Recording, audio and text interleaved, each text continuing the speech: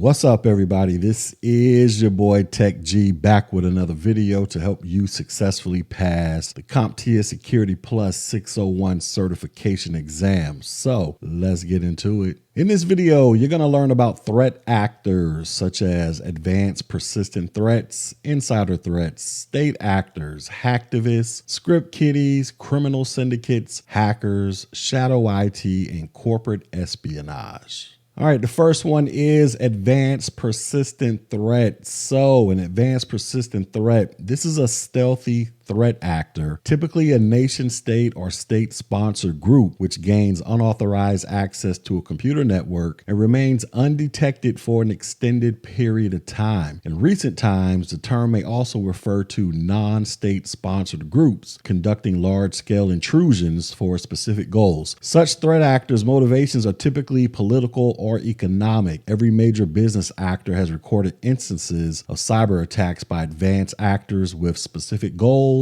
whether to steal, spy, or disrupt. These targeted sectors include government, defense, financial services, legal services, industrial, telecommunications, consumer goods, and many more. Some groups utilize traditional espionage vectors, including social engineering, human intelligence, and infiltration to gain access to a physical location to enable network attacks. And the purpose of these attacks is often to install custom malware. Next, we have an insider threat. So an insider threat, this is a malicious threat to an organization that comes from people within the organization, such as employees, former employees, contractors, or business associates who have inside information concerning the organization's security practices, data, and computer systems. The threat may involve fraud, the theft of confidential or commercially valuable information, the theft of intellectual property, or the sabotage of computer systems. And insider threats, they come in three categories. The first one is called a malicious insider, and this is people who take advantage of their access to inflict harm on an organization. Then you have a negligent insider. These are people who make errors and disregard policies which place their organizations at risk. And then you have infiltrators, and these are external actors that obtain legitimate access credentials without authorization. Now, insiders may have accounts giving them legit access to computer systems, with this access originally having been given to them to serve in the performance of their duties. These permissions can be abused to cause harm to the organization. Insiders are often familiar with the organization's data and intellectual property, as well as the methods that are in place to protect them. This makes it easier for the insider to circumvent any security controls of which they are aware. Physical proximity to data means that the insider does not need to hack into the organizational network through the outer perimeter by traversing firewalls. Rather, they are in the building already, often with direct access to the organization's internal network. Insider threats are harder to defend against than attacks from outsiders, since the insider already has legitimate access to the organization's information and assets. An insider may attempt to steal property or information for personal gain or to benefit another organization or country. The threat to the organization could also be through malicious software left running on its computer systems by a former employee, and these are called logic bombs. Next, we have a state actor, and these are hackers that work for a government to disrupt or compromise target governments, organizations, or individuals to gain access to valuable data or intelligence, and can create incidents that have international significance. They may be part of a semi-hidden cyber army or hackers for hire for companies that are aligned to the aims of a government or dictatorship. State actors know exactly what they're getting into and know full well that the mayhem they're spreading is supported by their state. Next, we have hacktivists. So in internet activism, hacktivists, they use computer-based techniques such as hacking as a form of civil disobedience to promote a political agenda or social change. With roots in hacker culture and hacker ethics, its ends are often related to free speech, human rights, or freedom of information movements. Hacktivist activities span many political ideals and issues. Hacking as a form of activism can be carried out through a network of activists such as Anonymous and WikiLeaks, or through a singular activist where they're working in collaboration towards common goals without an overarching authority figure. Hacktivism is a controversial term with several meanings. The word was coined to characterize electronic direct action organizations as working towards social change by combining programming skills with critical thinking. But just as hack can sometimes mean cybercrime, hacktivism can be used to mean activism that is malicious, destructive, and undermining the security of the internet as a technical, economic, and political platform. Next, we have script kiddies. So a script kiddie, this is a relatively unskilled individual who uses scripts or programs developed by others to attack computer systems and networks and deface websites according to the programming and hacking cultures. It is generally assumed that most script kiddies are juveniles who lack the ability to write sophisticated programs or exploits on their own, and that their objective is to try to impress their friends or gain credit in computer enthusiast communities. However, the term does not necessarily relate to the actual age of the participant. Script kiddies have at their disposal a large number of effective, easily downloadable programs capable of breaching computers and networks. Script kiddies vandalize websites both for the thrill of it and to increase their reputation amongst their peers. Script kiddies often lack the programming skills sufficient to understand the effects and side effects of their actions. As a result, they leave significant traces which lead to their detection or directly attack companies which have detection and countermeasures already in place, or in some cases leave automatic crash reporting turned on. One of the most common types of attacks utilized by script kiddies involves a form of social engineering whereby the attacker somehow manipulates or tricks a user into sharing their information. This is often done through the creation of fake websites where users will put their login information in, which thus allows the script kiddies to gain access to their account. Next, we have a criminal syndicate. So another threat actor is a criminal syndicate or organized crime, which is a centralized enterprise run by people motivated mainly by money. Individuals who are a part of an organized crime group are often well funded and can have a high level of sophistication. Criminal groups that engage in cyber organized crime also provide services that facilitate crimes and cybercrimes such as data and identity theft, malware, DDoS and botnet attacks, keylogger attacks, and phishing. They are also known to provide hacking tutorials where they sell information about vulnerabilities and exploits with instructions on how to take advantage of these vulnerabilities and exploits. Next, we have hackers, and this is a person who is skilled in information technology who uses their technical knowledge to achieve a goal or overcome an obstacle within a computerized system by non-standard means. Though the term hacker has become associated in popular culture with a security hacker, hacking can also be utilized by legitimate figures in legal situations. So, for example, law enforcement agencies sometimes use hacking techniques in order to collect evidence on criminals and other malicious actors. And the three types of hackers that you need to be concerned about for the Security Plus 601 exam are the following. You have an authorized hacker. This is also known as a white hat hacker or an ethical hacker. And these are hackers who have been granted permission to hack a system or a network. Next, you have an unauthorized hacker, and this is known as a black hat hacker or a malicious hacker. And these are hackers who may have a wide range of skills, but this category is used to describe hackers involved with criminal activities or malicious intent. And then you have semi-authorized hackers, and these are also known as gray hat hackers. And these are hackers who fall somewhere in the middle of authorized and unauthorized. And this hacker typically doesn't have malicious intent, but they often run afoul of ethical standards and principles. Next is shadow IT. So a shadow IT, this is an employee or a group of employees that use IT systems, network devices, software, applications, and services without the approval of the corporate IT department. For example, an engineer may just deploy a physical or virtual server and host their own application on it. Consequently, threat actors may easily compromise the vulnerable system or application in the process. In most organizations, the prevalence of shadow systems results in a heavily fragmented application landscape where consistency, security, and governability are sacrificed to achieve the necessary level of business agility, whether for the purpose of innovation or mere survival. And then we have corporate espionage, and this is a form of espionage conducted for commercial purposes instead of purely national security. The purpose of corporate espionage is to gain knowledge about one or more organizations. It may include the acquisition of intellectual property, such as information on industrial manufacturers, ideas, techniques and processes, recipes and formulas, or it could include sequestration of proprietary or operational information, such as that on customer data sets, pricing, sales, marketing, research and development, policies, prospective bids, planning or marketing strategies, or the changing compositions and locations of production. It also may describe activities such as theft of trade secrets, bribery, blackmail, and technological surveillance.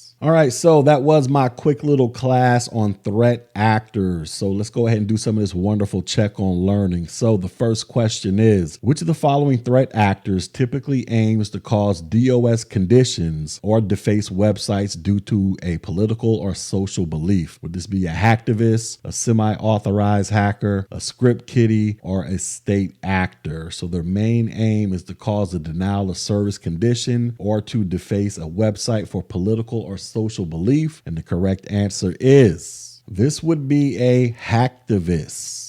Next question. Which of the following threat actors is typically motivated purely by money? Would this be an authorized hacker, a criminal syndicate, shadow IT, or an insider threat? So they are motivated mainly by money, and the correct answer is this will be a criminal syndicate or organized crime. Next question. Which of the following is an attribute of a threat actor? Would this be the level of sophistication, resources, funding, or all of the above? So which of these is an attribute of a threat actor? And the correct answer is this will be all of the above. So all of the above are attributes of a variety of different threat actors.